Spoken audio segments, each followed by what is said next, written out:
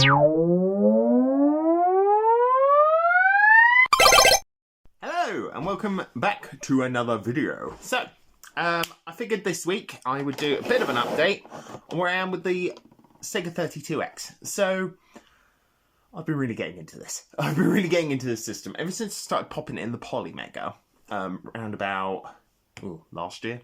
Last year when I started getting a whole bunch of these. I've been really into it. I've been really getting into it to the point where I've picked up three new games recently. So this collection's never going to be my biggest. I do have a few on this list that I am intending to get for this particular system. I am intending to get. So there's still want to get Tempo. I still want to get an actual version of Calibri, and I still want to get an actual version of Blackthorn, but we'll get to that. So I figured I'd start with just sort of the old guard. Some of the old ones. Probably starting with the repros. So, if you'd seen my last video on this, you may remember I had about 4 repros for this particular system. So, for the 32X, which is right there, for the 32X, I had a few repros made, specifically from a lad in, I believe, Canada, called Krebetek. And I'm going to be honest with you, they're probably some of the worst repros I've ever had. So I bought these 4 years ago. The labels are still sticky. They are still sticky, and it's been 5 years. Good grief.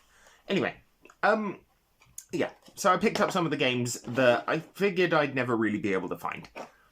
Starting with a game that, in the UK at the very least, is like a grand. Which is too much, because at the end of the day, all Darkseid is 3D Asteroids. So if you've played Asteroids by Atari, but in 3D, it's this. That's all this is. And don't get me wrong, I like Asteroids as much as the next guy. I bought it for the Polymega collection, crying out loud. But 3D, I mean, this is probably one of the better looking games on the 32X. It certainly plays well. It's got a much better control scheme than some of the games I've played on this system. But at the same time, it's really boring. Super boring. Solid, like, maybe 5 out of 10. It's a 5 out of 10 game. And the fact it's £1,000 is a little bit ridiculous. I mean, this is one of the games I'll never go own like an actual physical copy of, and that's okay. However, I will be making my way through the rest of these particular games because they are games I want to own physically. And the major one of those is Blackthorn. Now, I love this game. I know it came out in the NES, or the SNES, sorry. Came out in the SNES, but there's something about the 32X version that I just genuinely really love. It's got that 90s style comic book artwork on it, but it's also a cover-based, side-scrolling, cinematic platformer shooter hybrid. It's very weird. You get into cover to lean out and shoot guys, but you're sort of in the background, so your character sort of fades into background and sort of shadow, pops out, blasts them with a shotgun, or throws a grenade, and I'm going to be honest with you, it's like if Another World had a gun.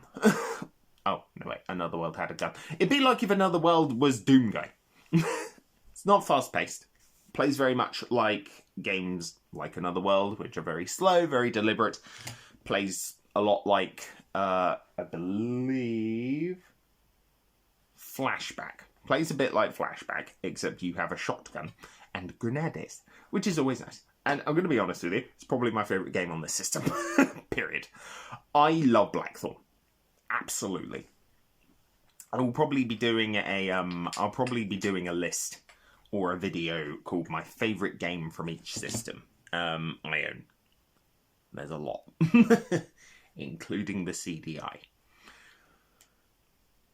Don't ask. But yeah, for every system I own, there is at least one game on it that I absolutely love. There is one overarching game that I love even more, which you know what that is. But Blackthorn, I couldn't gush about that game more. It's so good. The next game which also has a sticky label. Thank you. Don't buy repro from people who don't know how to do it properly. Even though these run fine, don't do it. Colibri. So, this, I believe, was produced by or developed by the same guy who made Echo the Dolphin. And I'm really hoping we get a new Echo the Dolphin at some point. You know, finish the story. SEGA, 30 years. Christ. Colibri is just basically, you're a hummingbird, it's a side-scrolling shooter, it's a lot of fun.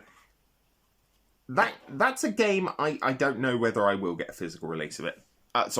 Actual official release of it. Just strictly based on the fact that it's like £500 or £600 for a side-scrolling shooter about being a bird.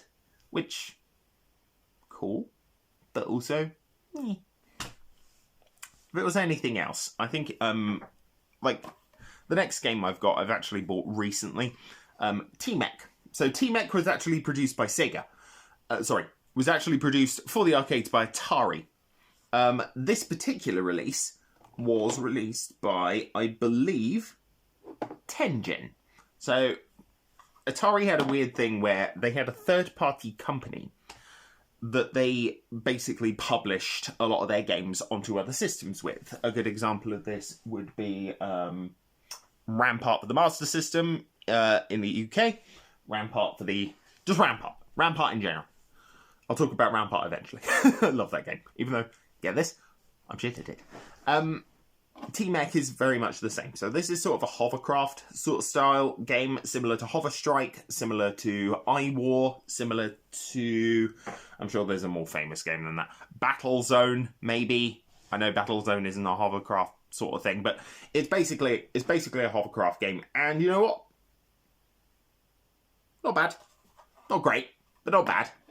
Serviceable. Very serviceable game. I now don't actually need this. I don't need this because one of the new games I got is an actual copy of T-Mech. This was like 75 quid, which is quite a lot. It's quite a lot for a game that I think is merely okay. But you know what? I like owning the actual copies of some of these games. That's the first. So Dark Side is one I don't care about. Colibri, we'll see. They do actually have a better reproduction copy of Colibri at the shop I bought this from, so I'm umming and ahhing about it. And I know it won't sell particularly quickly because you need an American 32X to play any of this stuff, or you need a modded one, or you need a polymega. And they're not common, so that's good. Yeah, I mean, I love T-Mech. I do, legitimately. In the way that it's just kind of weird. It's kind of weird. It's kind of fun.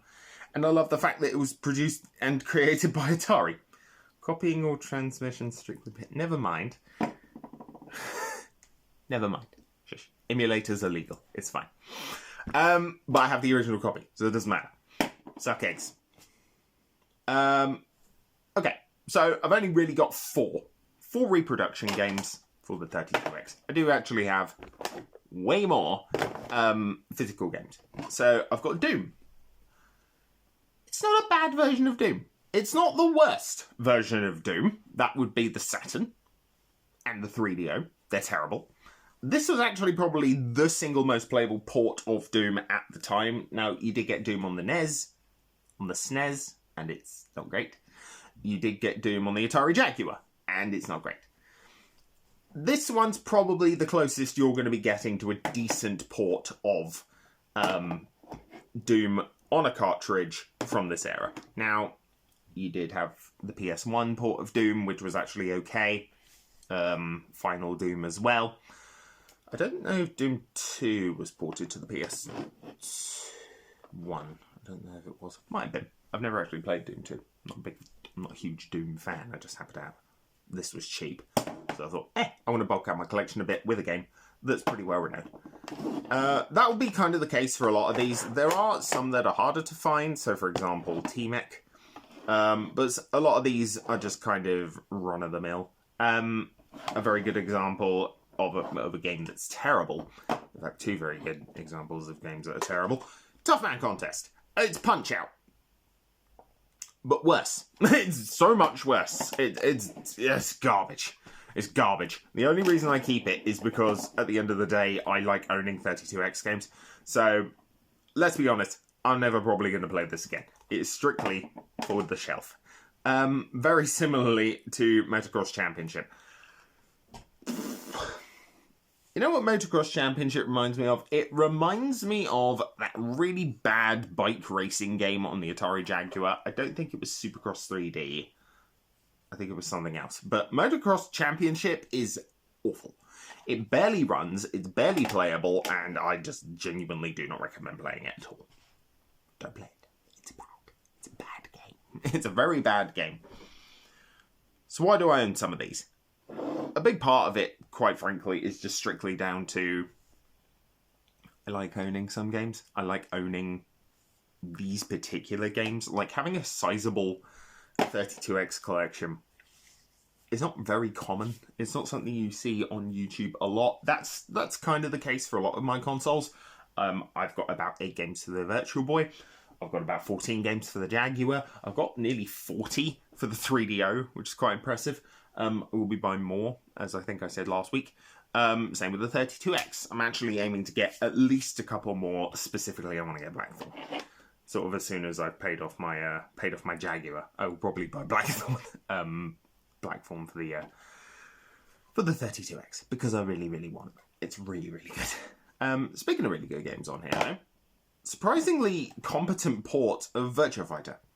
Now, I have no illusions. They probably could have done 2 as well. But I think I like this a little tiny bit more than the Saturn version. Strictly because I'm garbage at Virtua Fighter. Absolutely terrible. Probably one of the worst.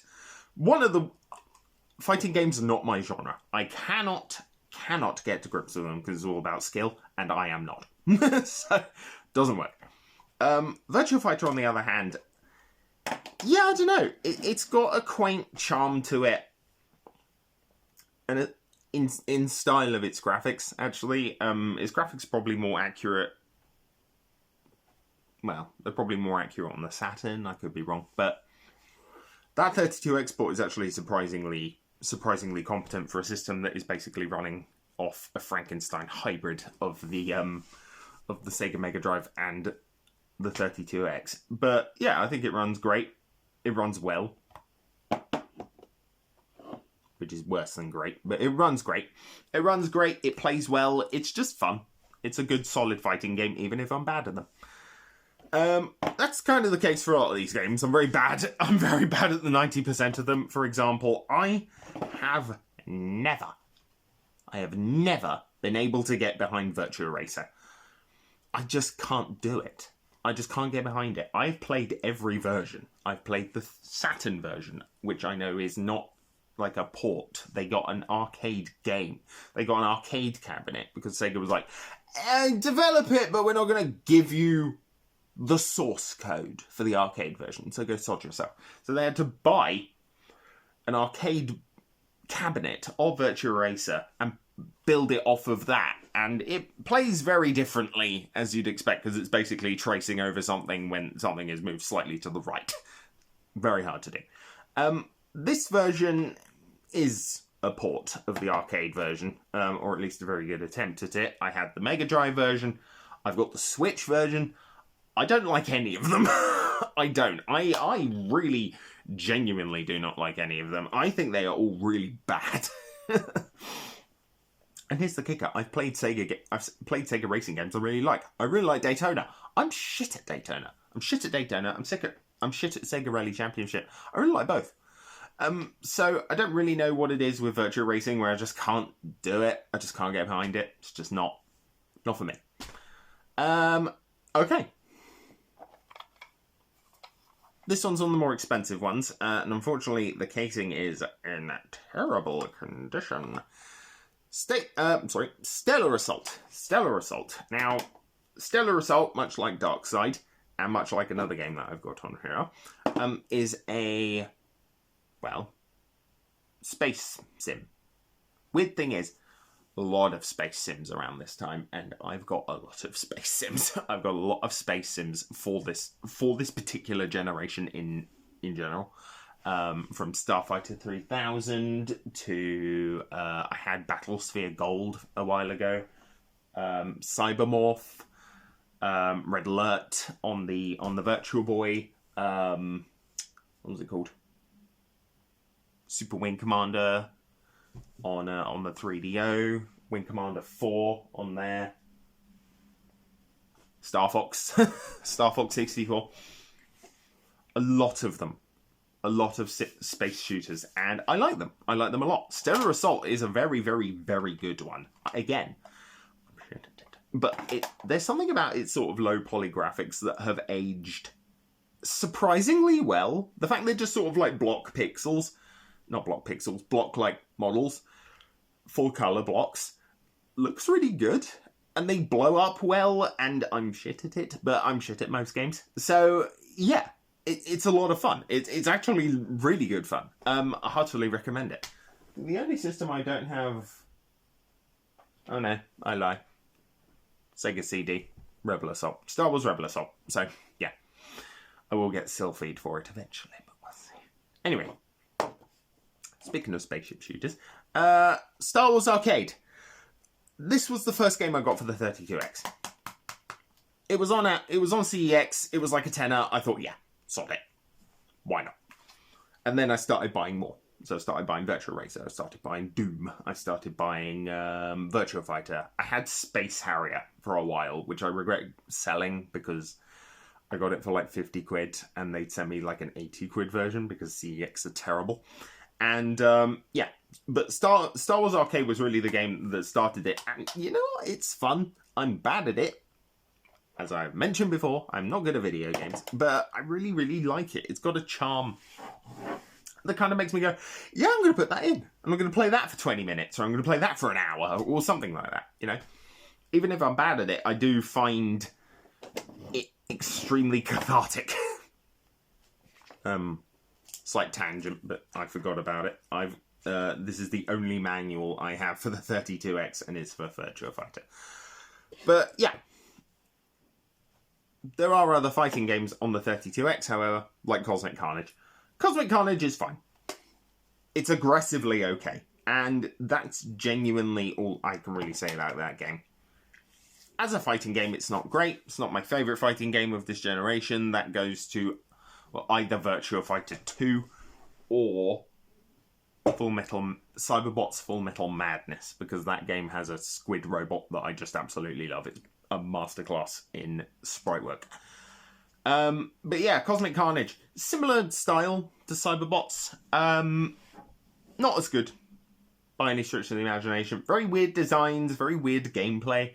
And that's coming off of a fan of Cyberbots. Cyberbots is a game that prioritizes like range and air strafing in a fighting game, which most prioritizes defensive play, which I know most fighting games don't do. Smash doesn't do that, and I'm okay at Smash. I'm not great. I'm merely okay, but yeah. Cosmic Carnage, sort of in that same bandwidth of a game I don't hate, but a game I don't necessarily care for. I could kind of tell in the first 10 minutes. I was like, yeah, no. Do have a theory on that with the first 10 minutes. I think the first 10 minutes of a game is probably going to tell you whether or not you're going to love or hate it. That will probably be next week's video, because I think it will be a really interesting idea to sort of explore. I've already got a fat stack of games picked out for it. None of them will be the 32X, but yeah. Okay, final 3 games. So 2 of these are the new ones I've already mentioned. T-Mech is new. Metalhead. Yeah, Metalhead. Metalhead is a sort of first-person mech game, very similar to Iron Soldier on the Jaguar. There's maybe not so much Armored Core, but it definitely... Playing it, I went, this is Iron Soldier! Like, it couldn't be anything but Iron Soldier, and that's okay. But yeah, it's not too bad. I think it's a good game. I think Metalhead's actually a surprisingly good game. It would be nice if some games like this cropped up nowadays, but I can't see Sega going, right, we're doing well in the marketplace. We're going to bring back Metalhead. No, they're not ever going to bring back Metalhead, and if they do, I'll eat my own leg. But Yeah, not a bad game. Not a bad game by any stretch of the imagination. Okay, last two new games. So, T-Mac was new, as I mentioned. The other one was Golf Magazine Presents 36 Great Holes starring Fred Couplers. Or Couples, or whatever the hell his name is. It's a golf game. I haven't played it yet. Why did I buy it? I like owning 32X games. And it was there. And I had trading money. So, it's mostly I had trading money. And I went, you know what? This month, in February, when I've recorded this, very nice, I want to own a bunch of games for the Jaguar. I want to own a new game for the 32X. Most of the ones they had were like £200, which, no. I did that late last year, and I won't be doing it again. I've been spending way too much on games as it is. In fact, I think as of recording, I've just completed, well, it's more for Christmas, or my birthday, sorry, my upcoming birthday, so it's not too bad, but, yeah, my wife put down a bid on some coasters that were £111. Why buy coasters? Very simple. They're Brutal Legend coasters. Official Brutal Legend coasters, and I was like, yeah, I'm gonna need that. So, yeah, we bid about 111 quid, and hurrah! So, yay! I paid for it initially, though, so it's not too bad. But, yeah, quite a lot of money. Speaking of a lot of money, with the 32X, Knuckles Chaotix. Now, I owned this twice last year. The first time, I owned the English version, or not the English version, the UK port of Knuckles Chaotix to the 32X. And I tried it on my Polymega, which didn't work at all, which is great. And I was like, oh, this was £150, 150 quid. So I sold it. Or more accurately, I took it back and went, this doesn't work. This doesn't work in the system I have it for. As a result, it's unplayable. As a result, money back now, please. Thank you. So they gave me my money back, and I think I spent it on something else. I think I traded in for it, so it wasn't a huge loss. But then I saw this. I saw this on a website, and I'm not going to tell you what it is, because I know you'll go racing off to find it, and then I will be like, God, freaking damn it, they've taken all their 32X games I want to buy. For 160. So I went, yeah, okay. And I bought it in sort of a pay-in-3 thing, which isn't too bad, and I've now paid off. I will admit I have then gone and done another pay-in-3 thing strictly to buy a controller for the Atari VCS. So, I need to stop doing that. I think after the Atari VCS, not doing that again. In fact, I might just pay it off. We'll see. But, yeah, I bought Knuckles Chaotix, and I haven't put it in the Polymega yet, strictly out of fear of it not working. Because I've been like, it's another £160 wasted. But I think at this point, I'm more than happy to just keep Knuckles Chaotix as shelf candy. I like owning it. I have a modded 32X anyway. I just need a modded Mega Drive to play it. So, not the end of the world. But I would like to... I would hope this works in the ludicrously expensive Polymega that I spent £600 on. And then a further 100. And then a further 100. So, yeah. I bought their collection again. So, and they're on their way. So I will be doing a review. I'll probably be doing a review of that. So, that's us. What do I think of Knuckles Chaotix? Haven't played it. It's the only... It's a Sonic game I didn't know, which is not common. I think mostly Mega Drive, Game Gear, and the Dreamcast with Sonic Shuffle. The only Sonic games I don't actually own. Not including the re-release of Sonic Colors, which added nothing. And I don't like Sonic Colors as it is, so I haven't bothered buying it. But yeah, outside of that, I have most Sonic games. I may do an updated Sonic collection, but we'll see. Probably won't bother, because it's extensive. Anyway, that's it for another week. Next week, we'll be talking about the first 10 minutes. Those first 10 minutes, and if the first 10 minutes can tell you whether you're going to like the game or not. Because I think yes. As always, to any of the rules I have in life, there are exceptions. So, that's it. have a good week, and I will see you next time.